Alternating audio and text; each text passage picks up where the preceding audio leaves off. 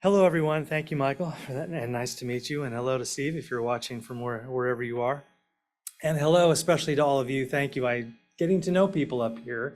Let's think a little bit about Augustine of Hippo, and this is both a history tour and also a philosophy tour. We can't really do one without the other. It seems important to me, and just through all my years in the classroom, it's a little off-putting to walk into a room and just start talking about Spinoza's philosophy without telling the story of who is this guy and why did his family flee Portugal a century earlier as a Jewish family and land in Amsterdam, and just to put the ideas in the context. Philosophers are, can I say something dumb and obvious?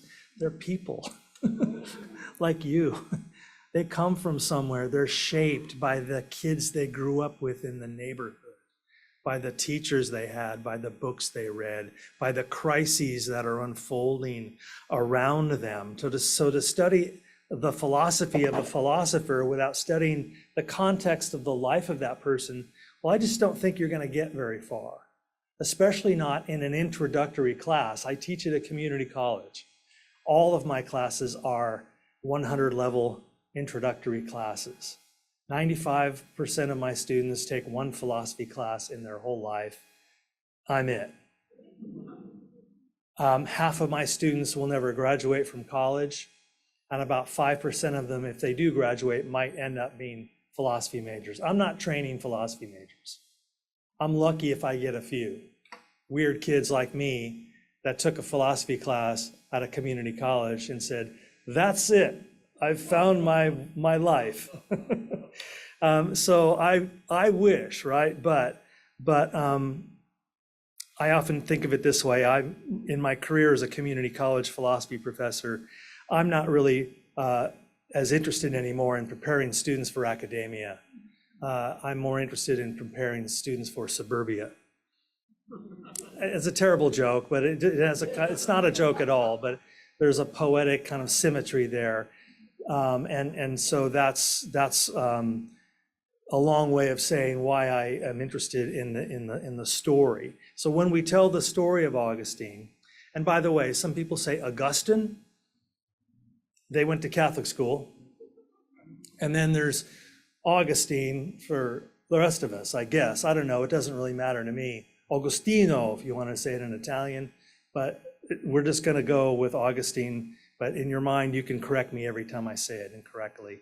So when we tell the story of Augustine, I think we're telling the origin story of the Christian church in a lot of significant ways. Obviously, the Christian church has been around for a few centuries by the time he gets there, or at least Christianity in some form, maybe not the church. But its core doctrines, its emerging dogmas, and the theological architecture that will gird all of the growth to come is run through with Augustine's thought. And so in Augustine's time, of course, there was no quote unquote church exactly. Things were taking shape. The Nicene Creed had been established a century before under the Roman Emperor Constantine. So there were bishops who were trying to stitch something together. And under Constantine, of course, Christianity stopped being illegal. So it became possible for some sort of public movement to emerge. And Augustine is born into that very early nascent Christian world. There's no Bible yet. That hasn't really been assembled. That's happening kind of during the latter part of Augustine's life. And like I said, the church is just a dream some people have. Instead, there was this diverse chorus of voices and positions and regional variations that spanned the whole spectrum. The chaos of the early movement was complete and total. And I think Augustine is moved to kind of try to corral that into a singular thing, and maybe that's his story. So his own life work really was trying to codify that messy cacophony into a unified voice. And I don't know, some people like diversity, other people like unity. And both of them have their virtues, I suppose. So it's pretty clear, though, that Augustine's work is going to give Christianity its shape that's going to last almost 1,000 years. And I'm picking that number because that's about how much later Thomas Aquinas comes along and reforms it again in a really deep tissue and profound way. So let's start at the end. When Augustine died in 430, it's said, and these are sort of some of the apocryphal stories, that as he lay dying in his home in Roman Africa, modern day Algeria, he heard the approaching Vandals sacking the city, his city of Hippo, and his life came to an end as the Roman Empire was disintegrating. And his voluminous works and his far-reaching influence, though, are going to form the vehicle by which this obscure Near Eastern movement or cult would become the dominant world religion. And in fact, Augustine, looking back at the end of his life, argues that it is that the existence of the Roman Empire was part of God's providence, that God allowed the Roman Empire to become so powerful and effective from the islands of Scotland all through North Africa and all of what we call Europe now. And as the Roman Empire disappears, it leaves behind the Christian church. And so that's Augustine's vision of why Rome was such a successful entity, even though as he's dying, he recognizes the empire, as all empires do, is disintegrating and falling apart. And although Christianity was technically an Eastern religion coming from the Levant, from Iraq essentially, and the regions the Greeks called the Mesopotamia and Judea, it's not a European tradition. I know that's pretty plain to anybody, but it's sort of surprising to think of how many people who are unaware of that, even in Christianity. They think Christianity is a European phenomenon. And that heart of Augustine's vision, his voice, his intellect, and his remarkable blend of mysticism and reason, we studied him a lot in philosophy in grad school. He's truly a philosopher like all the other philosophers, even though, of course, to a lot of philosophers, he's very mystical and they would say irrational. So he's very open to religious experience. And so we see this curious attempt to kind of bring those two things together, probably unsuccessfully. That's something Thomas Aquinas is going to be able to do much more effectively later. So he was born in the North African city of Tagaste in the province of Numidia, again, modern day Algeria. His mother, Monica, was a devout Christian, while his father, Patricius, led an undisciplined, wild life. And Monica, his mother, tried to lead her son toward the Christian life, but Augustine committed himself to hedonism and experimentation. We know so much about the details of his upbringing because he wrote an autobiography. And as far as anyone can tell, really, he invented the genre of the autobiography. Someone sitting down and said, "I got a book idea. Me. This is going to be amazing. Wait till everybody reads this." And so thankfully, that's a pretty great document to have about a guy's life. And so we, from his point of view, of course, and like any perspective, you wonder, but he fathered a son and other children as well, with a variety of women. And we know, as I said, because of his autobiography called Confessions, circa 400 or so. And by his own account, his wanton worldly life lasted until he was the ripe old age of 33, which is pretty advanced in the classical age in the ancient world, before his conversion to Christianity. So his mother's Christianity was something that he simply abandoned and walked away from. Who knows what seeds she planted, but there it is. So let's think about those wild years and those early influences. He was deeply committed to Plato's philosophy, Platonic philosophy, and particularly Neoplatonism, many philosophy folks in the room know. Plato lived about 800 years before Augustine, 400 BC, he's 400 CE. And so during that 400-year period, at the point of Augustine's life, there's a kind of a resurgence of Platonic thought that we call in the business Neoplatonism.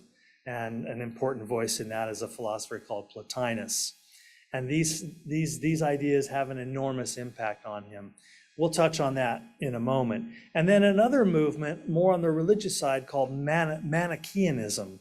And the prophet Mani, M-A-N-I, was a Persian prophet and the head of a very big religion in the world at that time, Manichaeanism. More to the story in a moment. So from Platonism, or Neoplatonism more properly, Augustine took the idea that the sensory material world was a lower order of being that hid from us the higher reality of eternity.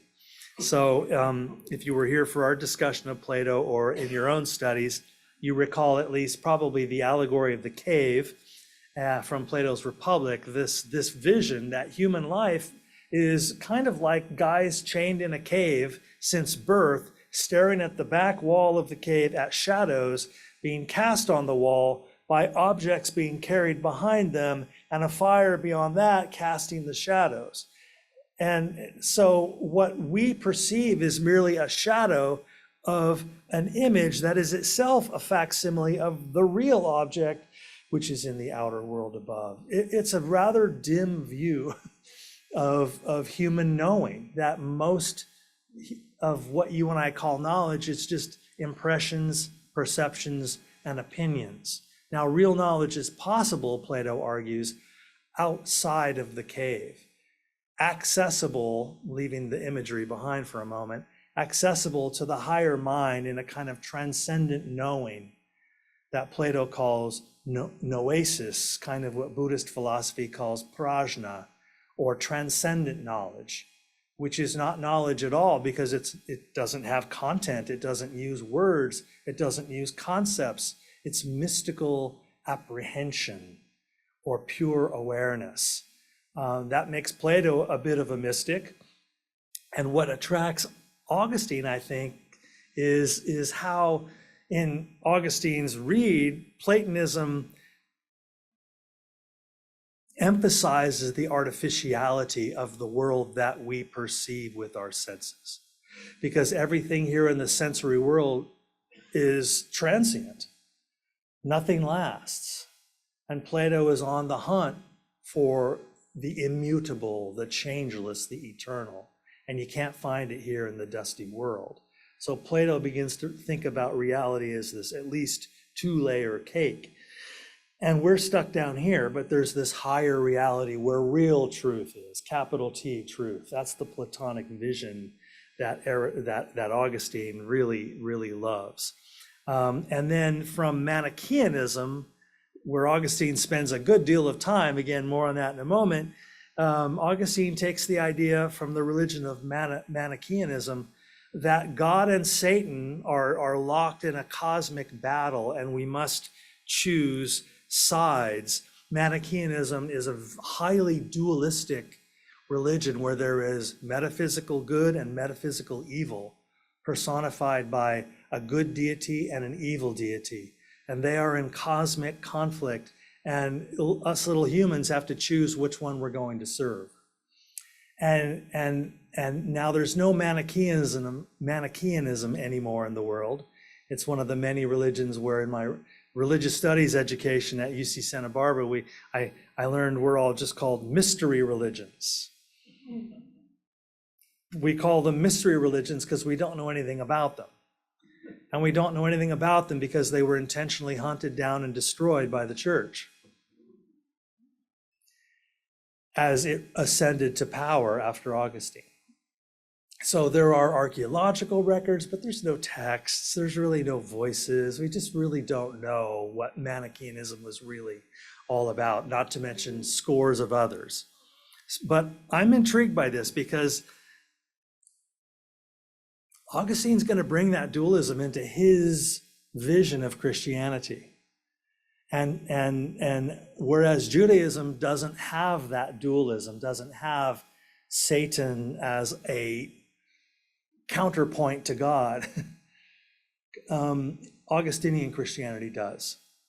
And so that today there are, especially on the Protestant side, but still in Catholic circles as well, depends on which Christian you talk to, some of them are really deeply in need of this Satan figure. That's how they explain all the messed up stuff in the world. Like our good friends, the Jehovah's Witnesses, who, as far as I can tell, no longer go door to door, but they set up a kiosk of pamphlets in the neighborhood park in my neighborhood. And they sit there in their lawn chairs under a tree and just wait to see if people will come by. It's a far more passive approach, which I approve of, instead of having to meet these folks at your door and all, or hide or whatever. But they're bearing witness and doing what their Protestant religion tells them to do, to carry the message and so on. But in the Jehovah's Witness theology, their worldview, to summarize it very briefly, is pretty Augustinian in this sense that the Jehovah's Witnesses argue that, of course, God created the universe and so on. They're quite astute students of the Bible. But Jehovah's Witnesses argue that while God kind of runs the universe, Satan runs planet Earth through three tools. Big government. That's why Jehovah's Witnesses won't salute the flag. They avoid military service, and they're not going to vote. The second thing Satan uses to run the world is big business. You can kind of see that. And then the third instrument that Satan uses to rule the world is the Roman Catholic Church. Ouch. Why you got to pick a fight like that? So they'll do a lot of recruiting in heavily Hispanic, Latino, Roman Catholic areas. And the Pope is some sort of antichrist. So that gives Satan a lot of power. That feels very Manichaean to me. And some of my philosophy students, when we start getting into some of this stuff, they have a question, which I'm so thrilled every time I hear it, because I have that question too. If God is all-powerful, all-knowing, and all-good, how did this one angel slip away and become as powerful as he was? And now is God's eternal nemesis, causing holocausts and stuff like that. That doesn't sound like an omnipotent God, does it? This is a God who has lost control of the cosmos. Or you go up here and you say, no, Satan is God's dog, and he just gives him a long leash and lets him do what he's doing. It's all part of God's plan, and inanities like that. And so this is the hornet's nest of thorny, painful issues you get into when you start trying to, as Alan Watts puts it, F the ineffable. When you try to explain things that are frankly beyond understanding and conception. So Manichaeism, founded by the Persian, today we would say Iranian prophet Mani, 216, 274, developed into a major world religion that in Augustine's life absolutely rivaled Christianity, because Christianity wasn't so big yet. And Mani was understood as the final prophet after Zoroaster. So any of you who follow details about Western religion know about Zoroastrianism, and also follow Buddha and Jesus. And Manichaeism really thrived between the 3rd, I would say, and 7th centuries after Jesus, until it withered under the dominance of Christianity, as we already hinted at. So Augustine, who was just a brilliant debater, championed Manichaeism against its rival, Christianity. In fact, he became a Manichaean priest and had a whole career as a Manichaean priest. And at the rather advanced age of 33, converted to Christianity and was baptized by one of his mentors, Ambrose, the Bishop of Milan. And then Augustine returned to North Africa, gave all of his inheritance to the poor, and founded the Augustinian order, which is the oldest Christian monastic order in the West. There had been beginnings, like glimmers of monasticism before this. We call them the Desert Fathers, Saint Anthony, mostly in Egypt and Syria. This is second century stuff. These are people, the Desert Fathers and Mothers, Abbas and Ammas, who went into the desert to live as they understood it, as Jesus lived, but in a monastic, austere way. They didn't have scripture because it wasn't compiled yet. There was no Nicene Creed. There was no church. The early monastic movement was an experiential movement. And so it gets organized for the first time by Augustine. Augustine was ordained as a priest in 391 by Valerius, the Bishop of Hippo, a Roman coastal city in North Africa. And in 396, Augustine succeeded his bishop as the Bishop of Hippo, a post he held for 34 years after that.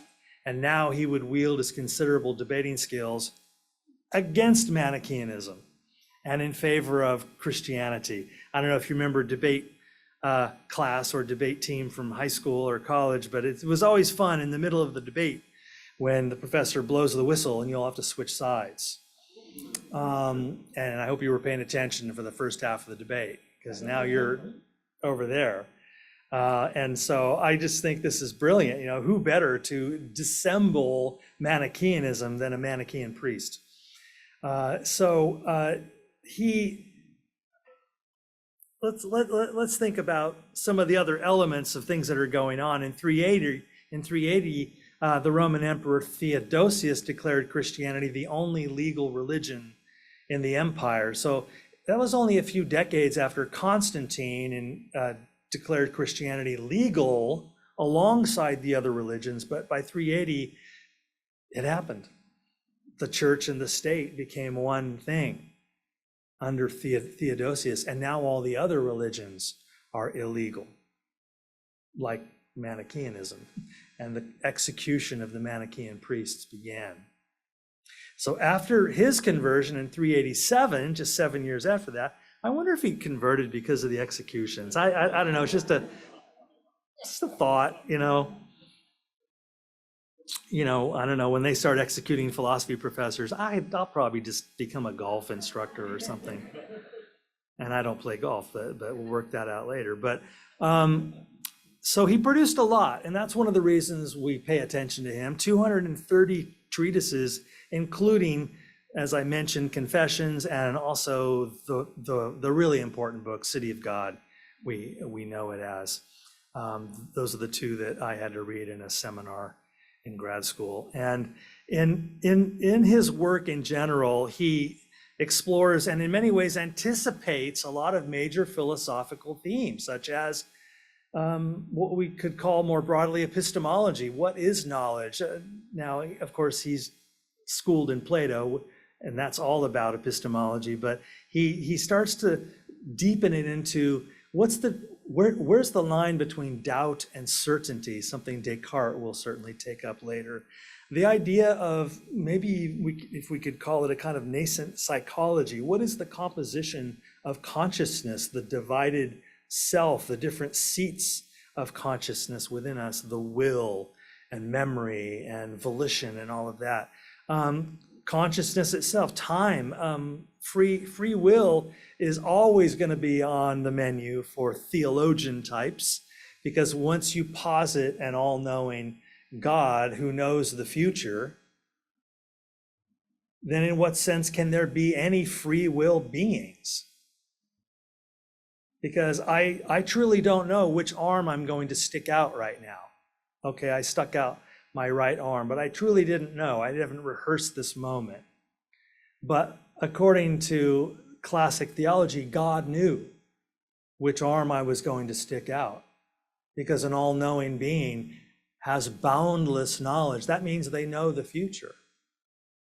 So was I really free in that moment to choose? Could I have put out my left arm when God already saw that I was going to put out my right?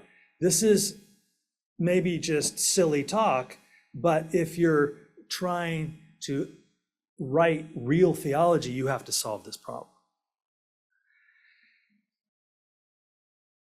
And Christianity needs people to have free will. And so it's going to do some curious movement that is not really a part of our work today. So I'm going to leave you hanging on that one. But he does, in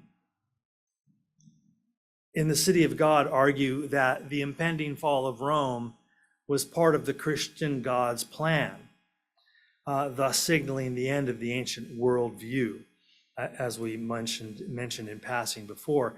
This guy preached 6,000 to 10,000 sermons in his life. That is a career, and about 350 survived. That's not too bad. So for the ancient world, that's a pretty good percentage of surviving works. So before we get into the 5 central key ideas of Augustine, ideas like original sin and so on, I want to again pull back for a moment and kind of contextualize what he's about to do, and just do a slide here on the shape of Christianity in these first few centuries. Our best sense of it is that Jesus lived from about 4 BCE to about 29 CE. I know it's frustrating. He wasn't born in the year 0. The whole calendar is a fraud. But these as students of history know, the calendar gets adjusted quite a bit throughout history. And then there's the guy Paul, the Apostle Paul. He lived at roughly the same time, born about 8 years later in 5 CE and died in 65. So Jesus was, as obviously in Jerusalem and those centers around there, and Paul was a Roman citizen, in Rome and in Turkey most of the time. And his Jewish name is Saul of Tarsus. And he's a Pharisaic Jew who works for the Romans as a police officer, to put it simply. His job is to root out sedition and particularly hunt down members of the Jesus movement. And he talks about this quite openly in some of his recorded writings in the New Testament. He has this famous conversion experience on the road to Damascus, where he's struck down from his horse and he has a vision of Jesus saying, "Why do you persecute me?" And that's the story that's told in the Acts of the Apostles in the New Testament as well. And then Paul goes on to have this really influential career. I mean, that's the understatement of the century.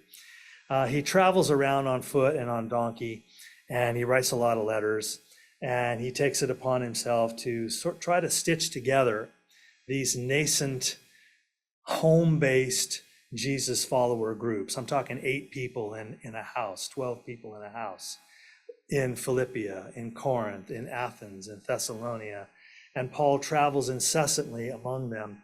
Keep in mind, there's no New Testament yet. The Gospels have not even been written yet. And Paul's going to write a bunch of letters, and those letters were written between 45 and 62. And then Paul is dead by 65. And those letters, if you're a New Testament reader, you know that half the titles in the New Testament are by Paul. I should say attributed to Paul. And maybe half of them are universally agreed to be by Paul, and the others not so much. But those letters were gathered together, of course, a couple hundred years after Paul lived. They circulated around individually for a long time, and there's no doubt that they had a big influence on the gospel writers. So if you're interested in following the thread, the first documents ever written in Christianity were not the Gospels. They were Paul's letters. And it's quite easy to show that Paul is shaping the religion that then gets codified in the Gospels and put into a narrative form. But Paul has some big decisions to make. He has to walk out in front of these mourning followers of Jesus whose teacher was just murdered. And he has to say to them, it's not a bad thing that Jesus got killed. And they're all like, what? That was supposed to happen. What are you talking about? Jesus is God. What? He's just our rabbi. No, he's God in the flesh. And he came here to be sacrificially executed like the paschal lamb of Leviticus, who every year the Hebrews would send into the desert with all of the sins pinned on the lamb to die of exposure in the desert and carry our sins corporately away for us and sacrifice the lamb's life so that we can start clean through Rosh Hashanah and Yom Kippur. This is a beloved ancient Jewish ritual that Paul the Jew was teaching to his fellow Jews. They instantly understood it. And whether they joined the Jesus movement or walked away, this was a powerful message that Jesus is God who took the form of a man in order to die on a cross. And that doctrine is called substitutionary atonement, or sometimes vicarious atonement, that Jesus died so we could be clean of sin. So I'm taking a moment here to kind of just dive into the core concept of Pauline Christianity, the divinity of Christ. That was a tough sell. And then he died for your sins. And now when we read the Gospels, those ideas are all enshrined in the Gospels. But they first hit the page in Paul. And so he's either a saint to you or a really great spin doctor whose retelling of the purpose of Jesus won the day. And so to this moment in Christianity, there are these dialogues. Did Christ's death on the cross wash me clean of my sin? Or is that just a kind of idea that Paul had, and following Jesus means something actually very different than that? Some people walk a Christian life not because they believe they are cleansed of their original sin by Christ's death on the cross, but because they are moved to live a life of purpose, meaning, service, humility, and loving kindness. And then they go, oh, that's just Buddhism. But I do it in a Christian church instead of in a Sangha. And so there's 10,000 ways to walk through life as a Christian. And maybe they all work, except Christian nationalism. That obviously doesn't work. So it's, I'm not here to give you my opinion on which paths are the best, but this is how the movement begins and how essential Paul's role in it. So again, Roman Emperor Constantine legalizes Christianity around 313, the Nicene Creed right after that, which is sometimes called the Apostolic Creed. And then 67 years later, Theodosius, as we already noted, declared Christianity the only legal religion. And our current Bible, if you have a Bible at home, in its current format, that didn't really get finalized until around 419. And then that was, of course, in the Greek version, which then was translated into the Latin Vulgate, which then traveled around Europe throughout the Middle Ages. And then Luther translates it into German in the 1550s. And then the King James Bible translates the Vulgate into English, and so on and so on. And off we go. So in many ways, Christianity is a Roman phenomenon, isn't it? Its origins are in the Near East, but its leading codifiers and theologians and philosophers were part of the Roman Empire. And that's a little bit of the origin story into which we now find Augustine a little bit later articulating, as he reads the New Testament and Paul and the Hebrew Bible, of course. That's one thing that the codifiers of the Christian Bible did. They gathered together 4 Gospels, got rid of all the rest, and the Acts of the Apostles, and about a dozen letters that they thought Paul had written. And then the last book is the book of Revelation. That's the New Testament. And then they said, oh, let's also grab the Hebrew Bible, the Tanakh, and just put it on the front and call it the Old Testament. And the Jews are like, what? You're doing what? And so Christianity now sees itself in the Hebrew Scripture. And understands the Old and New Testament, as they call them, as a seamless story leading up to their guy, Jesus. So let's see what Augustine's ideas are going to do to help the shaping of that decision, the shaping of that portrait. Let's talk about original sin first. As I said, I want to think about 5 ideas with you. So he's looking back at Paul, and in Paul's letters, I was talking with someone before we began today. He's one of those figures that is kind of inspiring and aggravating at the same time. Passages in Paul are deeply anti-Semitic, which is a weird stance to take when you're a Jew talking to Jews. But, he's convinced that the old ways don't work anymore. And so Paul's dance is, I have to transcend the Torah without getting rid of the Torah, because the Torah is the most important thing in Jewish life. And we even read Jesus saying at the beginning of his longest speech, the Sermon on the Mount, Matthew 5, 6, and 7, Jesus said, I have not come to overturn the Torah, but to fulfill it. I have questions about that, because a lot of the rules, a lot of the mitzvahs of, the commandments, 613 or something in the Hebrew Bible, a lot of them are just going to go away. Paul says we don't keep kosher food anymore. We're not going to do that. What comes out of your mouth is more important than what goes into your mouth. Paul says we're not going to circumcise our boys anymore. None of that matters. And so he is certainly changing the Torah. I mean, circumcision, that comes down from Abraham. I mean, that is serious doctrine. To just erase it with a thought seems like a departure to me. So the other thing about Paul, though, he's so vulnerably honest about his own struggles. One might say self-loathing. He says, regarding sin, he says, I cannot not sin. Or, I know what the right thing to do is. Why do I keep doing the wrong thing?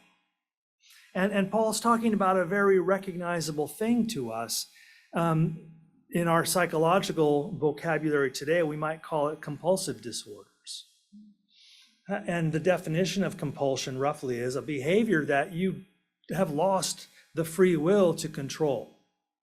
So immediately comes to mind things like addiction, alcoholism, and all the rest. And we all have our examples when we search ourselves of some bad choices we've made in the past that we kind of wish we hadn't made. And yet something just led us down a path that seemed like a great idea at the time, and immediately thereafter we're like, why did I do that? I didn't even want to do that. When I come home from the grocery store and I'm spurs on a pint of Ben & Jerry's, whatever flavor you like, insert your favorite flavor here, whatever your favorite ice cream is, and you get home from the grocery store and it's been in the trunk for 20 minutes. Yeah, you know what I'm talking about. You get it on the counter and you squeeze it, it's kind of soft. Not like it comes out of the freezer at all. Am I the only one who microwaves ice cream? I can't wait. I put the ice cream in the freezer, in the microwave, 15 seconds, 20 sometimes, and it comes out nice and ripe. You should not eat ice cream right out of the freezer. What are you, a barbarian? That's like drinking hot champagne.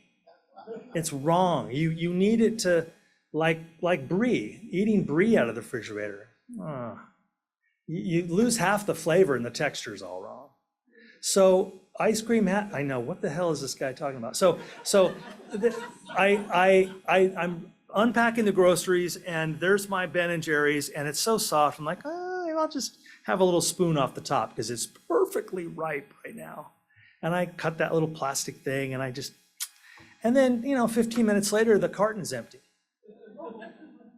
And I've just had 2 weeks worth of sugar, fat, and carbs. And I'm a little sad about that. And so I won't tell you the real damage I've caused in my life, because it's none of your business, but that let the ice cream story suffice. Let the to make Paul's point. I love the idea of original sin or hate it. Paul is doing his best, it seems to me, to give some intellectual structure to this observation that people do not always automatically behave in their own best interest. What is that? Well, Paul inspires Augustine that maybe there's a thing in us called original sin. The idea that sin is a condition, not an event, like it is in Judaism and in Islam. There is no doctrine of original sin in Judaism or Islam. And by original sin, we mean, again, that all of us are born essentially broken. That by our own essential nature, we are compelled to commit sins.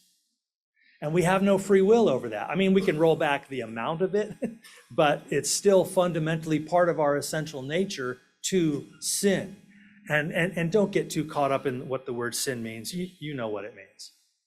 Damaging stuff, damaging other people, damaging yourself. Let's just keep it simple like that and not write a big list of what are sins and what are not sins. And that human beings are sinful by nature, not by volition. So when you're thinking of the three Abrahamic faiths, Christianity, Judaism, and Islam, in any particular order, two of them don't have this doctrine, Judaism and Islam, and one of them does, Christianity. Now, not every sect, to be sure, adheres to this idea, but in general, Christianity has this idea. So Augustine goes on to kind of articulate this, that we inherit our sinful natures from Adam and Eve. That's why he calls it original sin. The first sin, the origin point of sin, was according to Augustine's read, the Adam and Eve story, of course, when God puts this beautiful tree right in the middle of the Garden of Eden and says, don't eat fruit off of this tree. And then he just waits. And so we want to be careful here. The argument that Augustine is making is not that human beings are evil. It's just that as embodied creatures, sin is unavoidable and irreparable under our own devices, because we are material beings and matter is inherently fallen and corrupt. You know, I was thinking about the Bhagavad Gita the other day, the great Hindu scripture, and you know, in the Gita, Lord Krishna is teaching this student of his, Arjuna, and he says that our own natures drive us to action. And then he says a little later, more specifically, our bodies drive us to action. You know, I have to drink water. And if you take all the water away from me, I'm going to figure something out. I'm going to find a way to get it. If I have to steal it, I'm going to steal it. And I need food. And if I don't get food, I'm going to go get it, one way or the other. I'm not just going to lay down and die. And so in that sense, we are driven to action by our natures. Go ahead and add all of the other energies that course through us, our sexual desire, our ambition, our longing to create, etc. So we cannot escape sin through our human effort, Augustine argues, only God's grace. So here's the formula that Augustine is going to sort of articulate, that our sinful nature, it messes us up. It clouds our moral vision. It perverts our will. It causes us sometimes even to desire evil rather than good when things get really bad. And in the Confessions, Augustine shores up this claim. I don't know if this is a good anecdote or not, but he shores up this claim by recounting the time that he and some teenage friends stole pears from his neighbor's tree, and they didn't even want the pears. They just felt like stealing pears, and then they threw them in a ditch and they rode away on their Stingray bikes. Now I'm mixing my own autobiography into it, but this is a pointless, destruction. And he's looking back at his youth. He's like, 13-year-old me was a jerk. There's something in us that's just like trickster. And in another passage, and this is even weirder, he cites as evidence the time he witnessed an infant grow jealous when its brother nursed at their mother's breast. Now he's reading infant minds.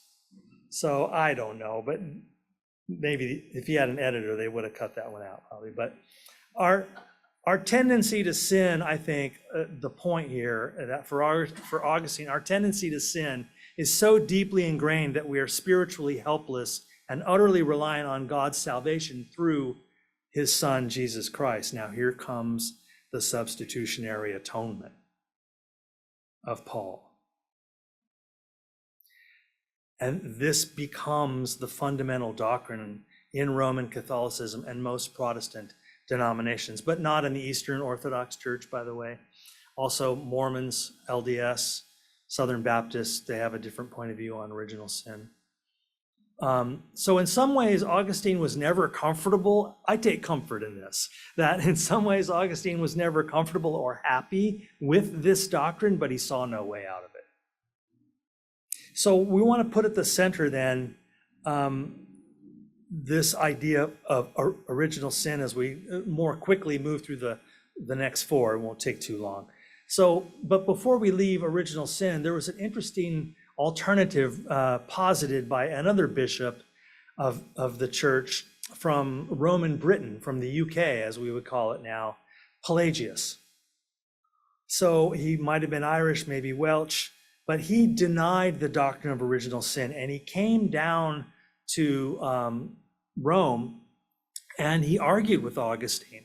And here's the argument that Pelagius made. As a Christian bishop, he said, God did not punish every descendant of Adam and Eve, all of us, for one mistake that one person made with a piece of fruit. Instead, God gave us free will. Our sins are our own. So Pelagius's counterpoint to Augustine is you're reading the story wrong. The story of Adam and Eve eating the fruit of the tree of the knowledge of good and evil is not the story of the fall of man. It is the story of human, and I'll put it in more modern terms, human evolution. That Eve took the lead and then Adam followed. They wanted the knowledge that the gods had. They wanted moral discernment. So it's a parable about us growing from mere creature status into full human status with this tricky thing called moral conscience. And once you have it, here comes shame, here comes guilt, here comes remorse. And that's the suffering of being human.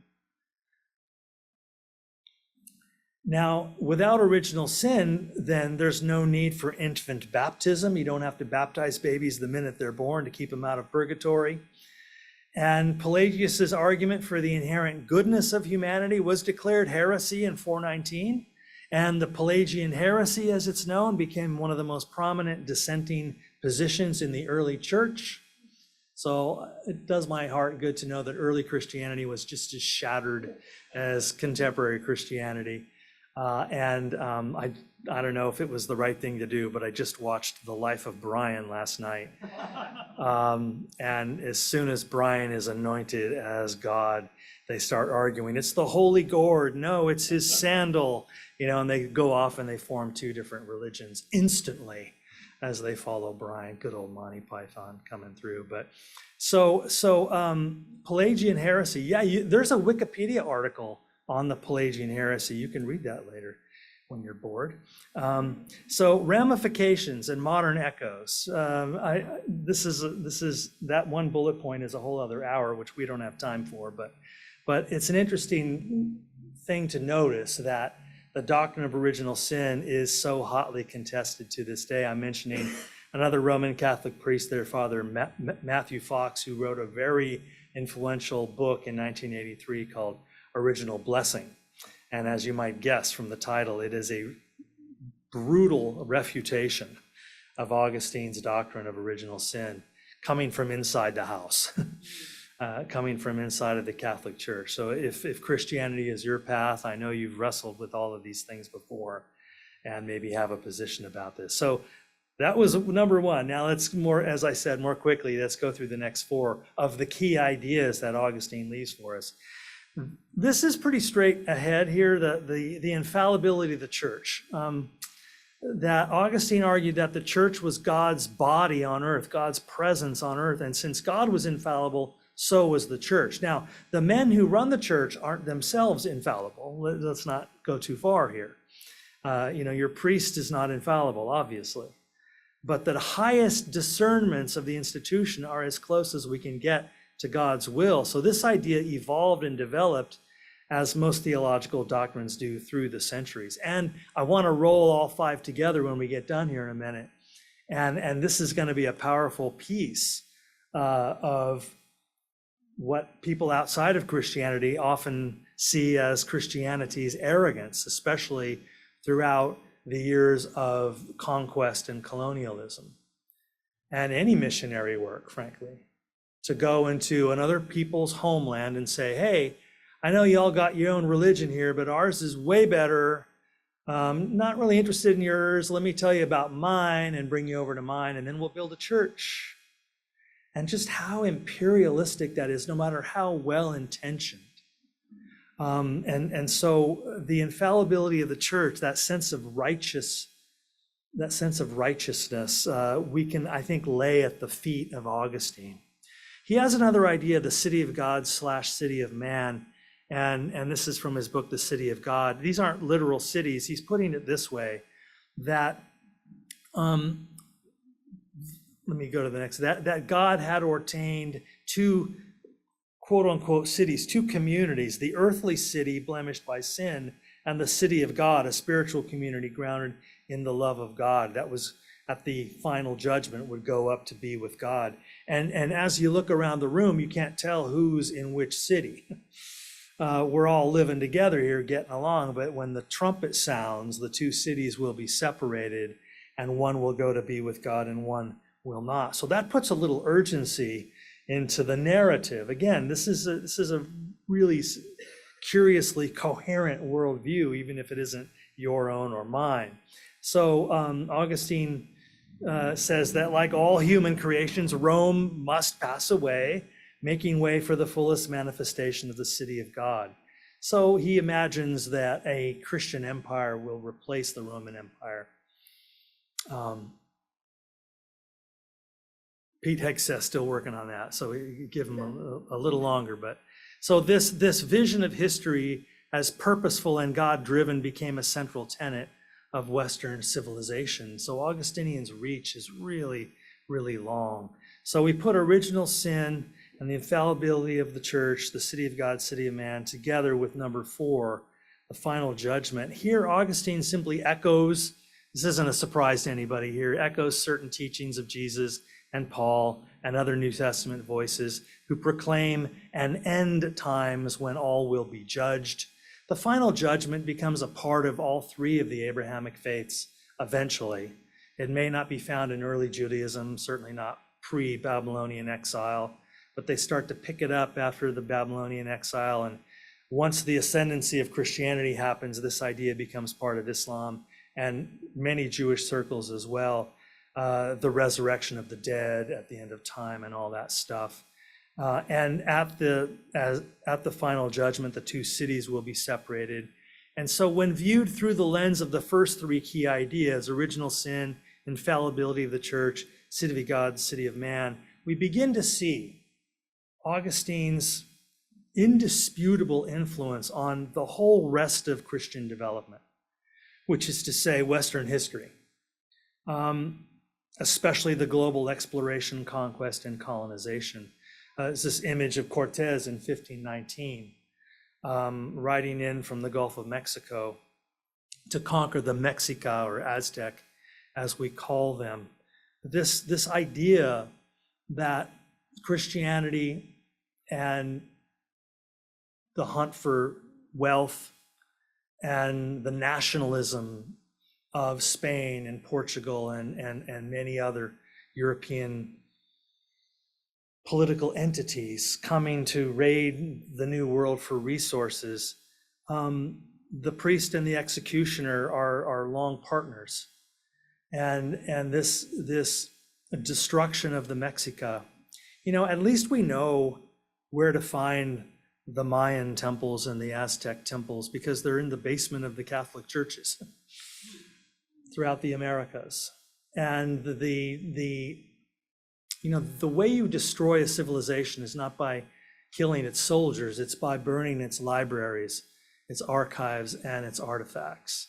And so the destruction of the Mayan literature and so much else, it's a miracle that we have anything. And so this is the shadow side of the spread of Christianity. And when you grow up in Spain as a school kid, you kind of have to deal with this, like growing up as a school kid in Germany, or here in, what did your grandpa do during the war, or here in the American experience. How do we teach the trafficking and enslavement of Africans and the profiting of that? How do we teach it? Some people don't want to talk about it at all anymore. Can we just move on? How do you teach the genocide of the indigenous peoples in the Americas to kids? So educators have always wrestled with that. This conflation now of these three things rolling into the fifth idea here, the condemnation of matter. So seemingly based on his earlier alliance with Manichaeanism and his interpretation of Neoplatonism, Augustine argues that the material world is a fallen lower order, and it's a far cry from the universal incarnation espoused by many contemporary theologians.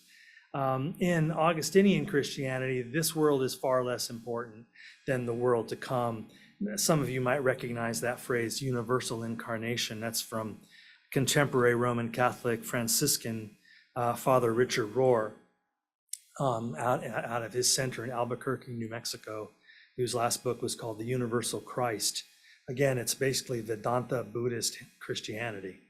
It's about seeing the inner Christ as the inner God, the inner divinity within all things, including nature.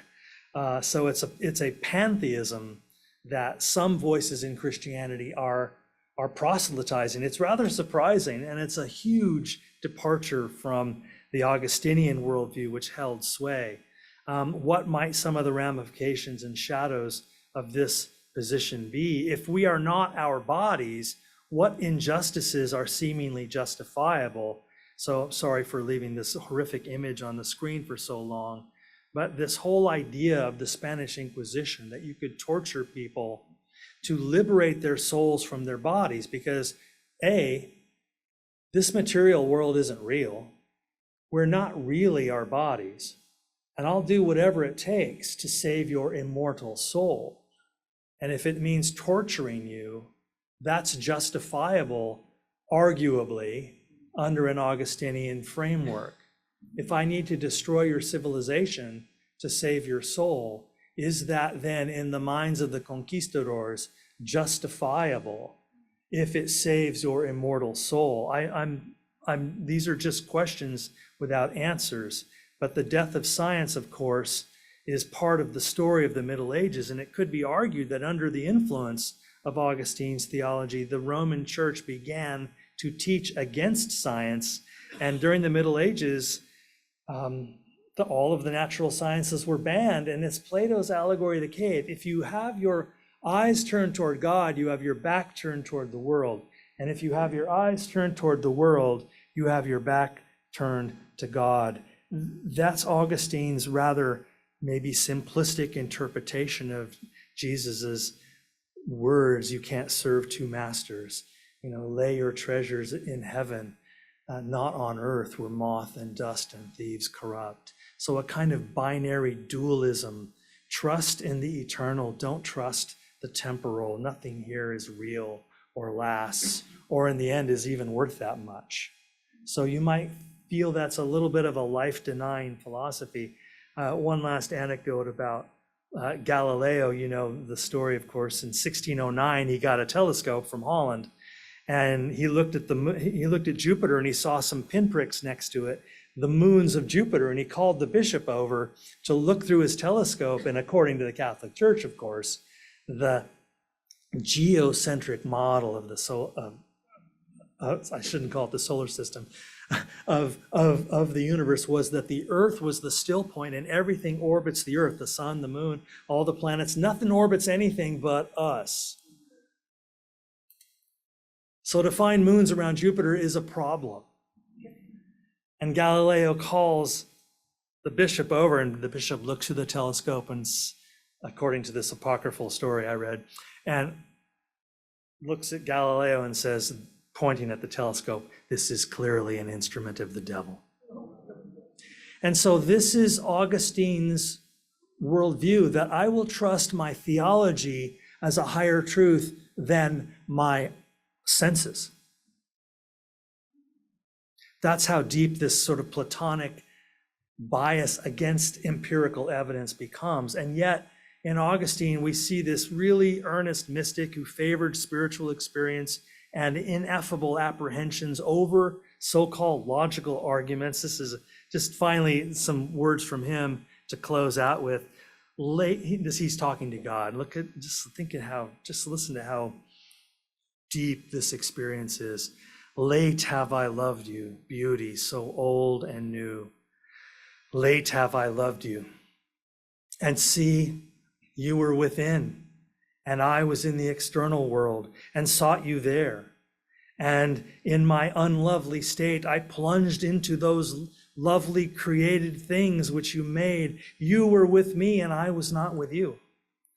The lovely things kept me far from you, though if they did not have their existence in you, they had no existence at all. You called and cried out loud and shattered my deafness. You were radiant and resplendent. You put to flight my blindness. You were fragrant, and I drew in my breath, and now pant after you. I tasted you, and I feel but hunger and thirst for you. You touched me, and I am set on fire to attain the peace which is yours. Understanding is the reward of faith. Therefore, seek not to understand that you may believe, but believe that you may understand. So you see a philosopher here really wrestling with the experiences he's having of the transcendent, and not quite knowing how to talk about it, and kind of inventing a way to talk about it that the Christian church is going to be beholden to for centuries.